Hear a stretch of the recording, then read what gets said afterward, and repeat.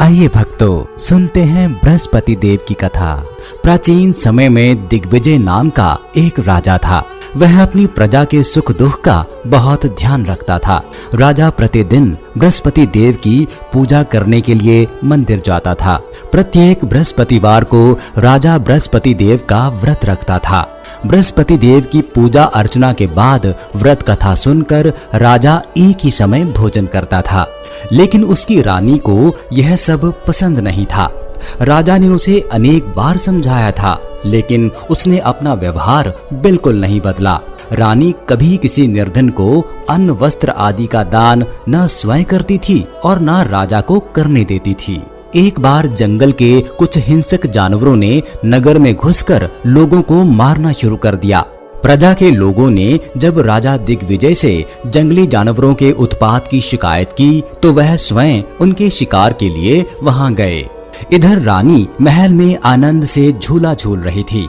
उस दिन बृहस्पति देव निर्धन भिक्षु के रूप में महल के द्वार पहुंचे और रानी से भिक्षा मांगने लगे। रानी क्रोधित होकर बोली, हे भिक्षु, सुबह से भिक्षा देते देते मैं तो परेशान हो गई हूँ। लोगों को दान देने के लिए तो मेरे पति ही बहुत हैं। वे हर समय भिक्षुकों को अन्न वस्त्र तथा धन दान करते रहते हैं। उनके इस तरह दान देने से मैं तो बहुत तंग आ चुकी हूँ। इससे तो अच्छा है कि सारा धन समाप्त हो जाए, ताकि हम प्रतिदिन दान देने के कष्ट से मुक्त होकर चैन की सांस ले सकें। रानी की बात सुनकर बृहस्पति देव मन ही मन मुस्कुराते हुए बोले, हे रानी, भगवान तुम्हारी यह मनोकामना अवश्य पूरी करेंगे। तुम इस समस्या से छुटकारा पाना चाहती हो तो बृहस्पतिवार को सुबह सूर्य उदय से पूर्व मत उठना। जब सूर्य की तेज धूप तुम्हारे बिस्तर पर पहुंच जाए तभी उठना। फिर सारे महल को गोबर से लीपकर सर से पांव तक स्नान करना। अपने लंबे बालों को अवश्य धोना। राजा से कहना कि वह बृहस्पतिवार को हजामत अवश्य करवाए। राजा को भोजन में मांस मदिरा अवश्य देना। निरंतर 7 बृहस्पतिवार तक ऐसा करने से तुम्हें धन की मुसीबत से अवश्य मुक्ति मिल जाएगी। इतना कहकर भिक्षु रूपी बृहस्पति देव कुछ दूर चलकर गायब हो गए।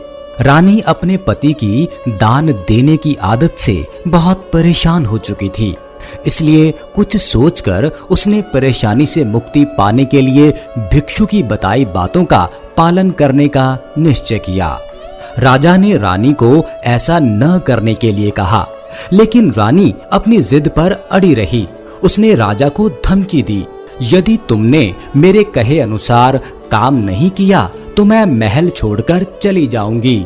विवश राजा को रानी की बात स्वीकार करनी ही पड़ी। 3 बृहस्पतिवार तक रानी ने सब कुछ भिक्षु के बताए अनुसार ही किया, लेकिन चौथे बृहस्पतिवार को उसे कुछ करने की जरूरत ही नहीं पड़ी, क्योंकि तीसरे बृहस्पतिवार को ही सारा धन समाप्त हो गया था। राजा का अन्न भंडार खाली हो गया। दूसरों को अन्न वस्त्र दान करने वाला राजा अन्न के अभाव में भूखा मरने लगा। उस समय राजा ने अपनी रानी से कहा, रानी, अब मैं इस नगर में नहीं रह सकता। यहाँ तो हम किसी से भिक्षा भी नहीं मांग सकते। लोग हमारा कितना अपमान करेंगे। मैं अब परदेश जा रहा हूँ।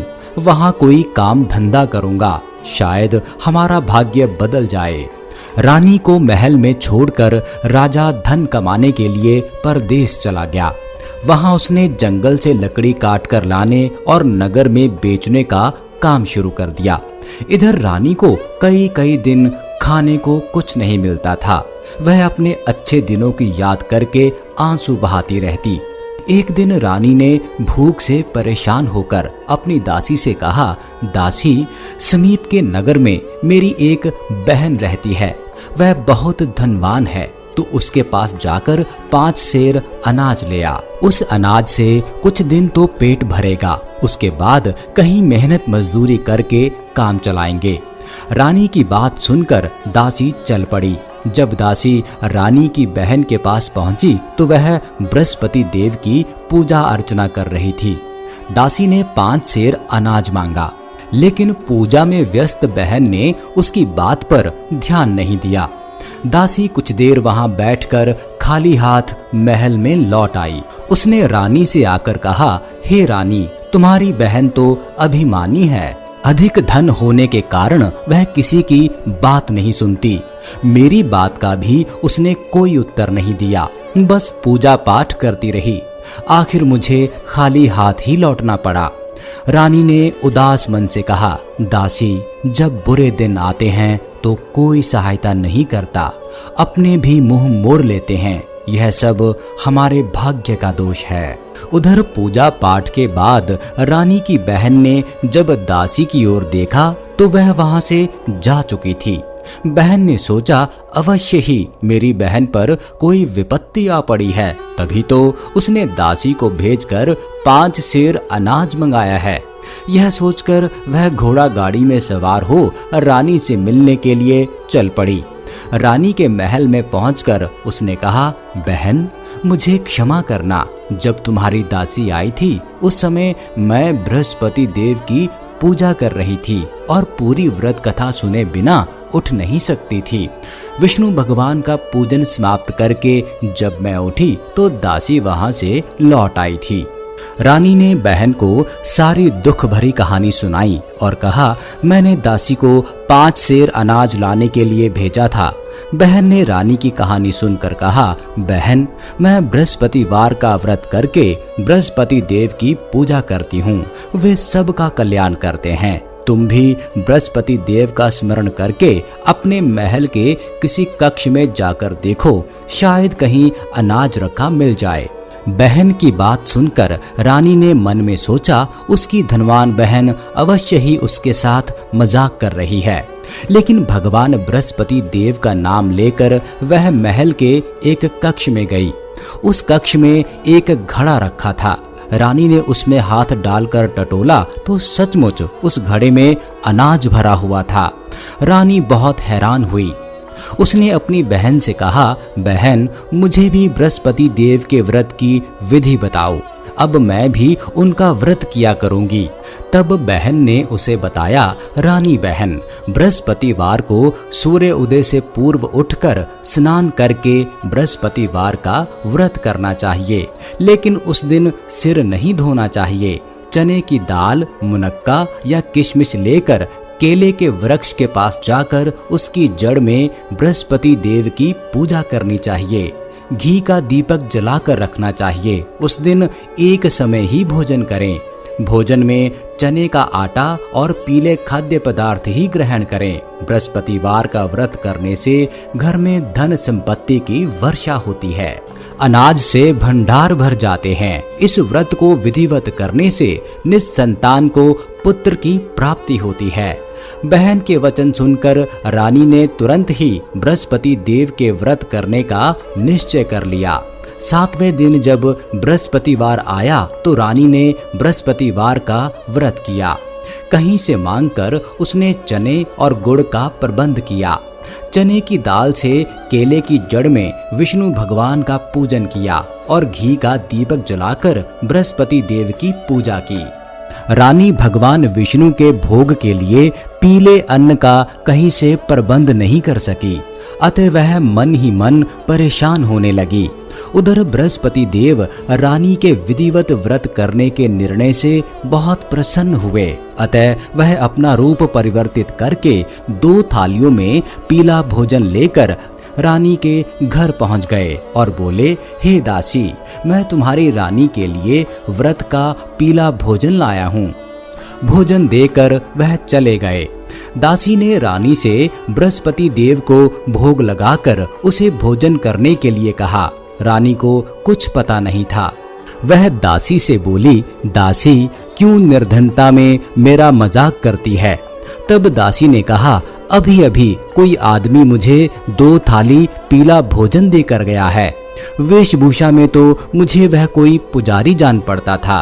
रानी ने बृहस्पति देव का भोग लगाया, फिर दासी के साथ बैठकर भोजन किया। रानी प्रत्येक बृहस्पतिवार को विधिवत व्रत करके बृहस्पति देव की पूजा करने लगी। रानी के व्रत करने से बृहस्पति देव बहुत प्रसन्न हुए। रानी के महल में धन की वर्षा होने लगी। कुछ ही दिनों में रानी के पास काफी धन एकत्र हो गया। उसके अन्न भंडार भर गए। इतना सब कुछ होने से रानी फिर पहले की तरह आलसी और अभिमानी हो गई। एक दिन रानी ने किसी भिक्षु को आलस्य के कारण खाली हाथ लौटा दिया तो दासी ने कहा, रानी जी, आप फिर पहले की तरह धन संपत्ति पाकर आलसी हो गई हैं।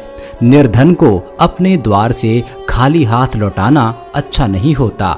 बृहस्पति देव की अनुकंपा से हमें अत्यधिक धन और अन्न मिला है, इसलिए आलस्य छोड़कर हमें निर्धनों को दिल खोलकर दान करना चाहिए।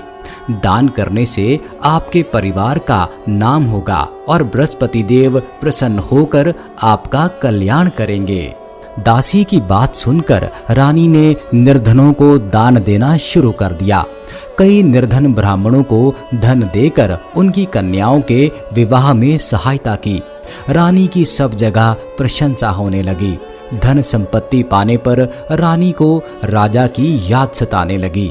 रानी ने एक दिन दासी से कहा, दासी, पता नहीं मेरे स्वामी परदेश में किस हाल में होंगे, मुझे अब उनका पता लगाना चाहिए।